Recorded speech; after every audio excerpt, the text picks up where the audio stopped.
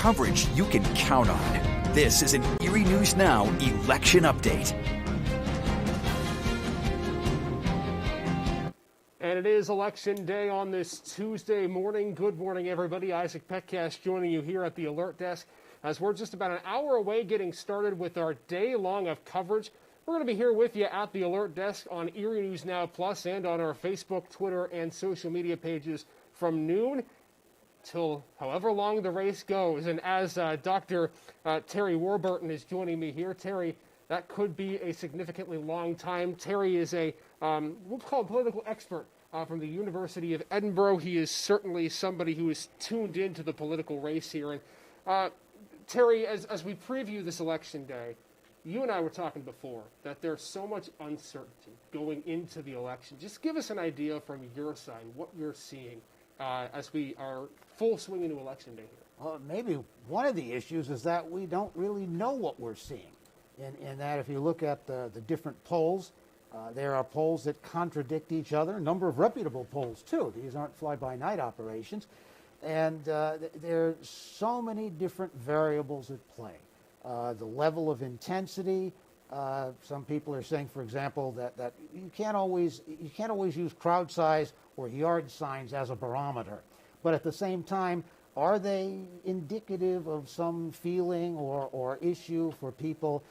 You've got it's almost a referendum on personality and policy, that people are either voting for or against the perceived personality of the main candidates. We're talking about the presidential race now.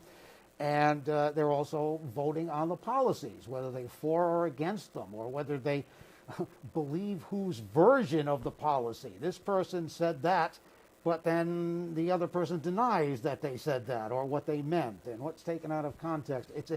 It's a very complicated campaign, I think, in some respects, perhaps because of the prominence of social media now.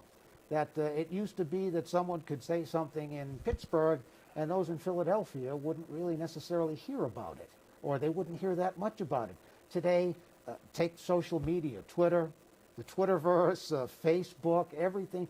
Anybody says anything, and it's instantaneously transmitted internationally, not just from one end of the state to the other. But so you've got so much information there, it's hard to figure out what's accurate, what isn't.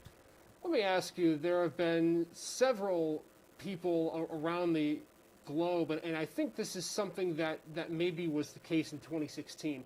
A lot of people said that the election was a referendum on the other candidates. So a lot of people in 2016 said that they were voting just because they didn't like the other candidate so much, whether that was for Hillary Clinton or Donald Trump. Do you feel the same is the case now, that this election might almost be people voting against another candidate versus voting for their candidate, or what do you think is the case with that? It depends on what side of the fence they're on, first of all, I think. But as I mentioned earlier, I think really it's a play of the dynamics focused around personality and policy. That a lot of people, and I've heard this from individuals, it's anecdotal data, of course, but nonetheless, people have said, gee, I like the policies of this person, but I can't stand their personality. Or I can tolerate the personality of this person, but I don't want to vote for their policies. And so you've got people, and that's where part of the split is. Do you vote for the person? Do you vote for the policies? Do you vote for what someone says the policies of themselves and someone else might be, or what that person says their policies are? Because you've got ads that basically everybody, it's like that old story about a politician's favorite color, plaid. You know, they're all over the place. That there's really, is there something definitive? Well, this person says that. No, listen to their opponent. They said something else. And who's right? And what do you believe? And does it come down to people hear and see what they want to hear and see? Let me ask you quickly the final question before we go, because we want to make sure we save a lot for our stream here. But I want to ask you about the record turnout that we're expected to see this year. There are some states that have already over 100% of where they voted last election. The very many states are potentially going to put record numbers out this year. Why? Why do you think that's the case? I mean, I know it might seem like a simple answer, but what's the reason to you that we're seeing a record vote turnout in 2020? Well, I think partly, again, it's related to social media, and I have never seen, or don't recall seeing, as many so-called public service announcements. Don't forget to vote. And there's been, the media have hit that. Some may suggest it's because of certain self-serving reasons, but there's been no shortage of people saying you have to vote. And perhaps this time people took it seriously. Yeah, not out of the question. That's Dr. Terry Warburton. We're going to be talking a lot more with you in the next couple of hours here on our stream. Election Day just gearing up. We're only in the 11 o'clock hour. Polls are open in Pennsylvania until 8 p.m. tonight. So we have a lot more to get to there. That's Dr. Terry Warburton, professor at Edinboro University. He's going to be joining us in a little bit here on our election stream.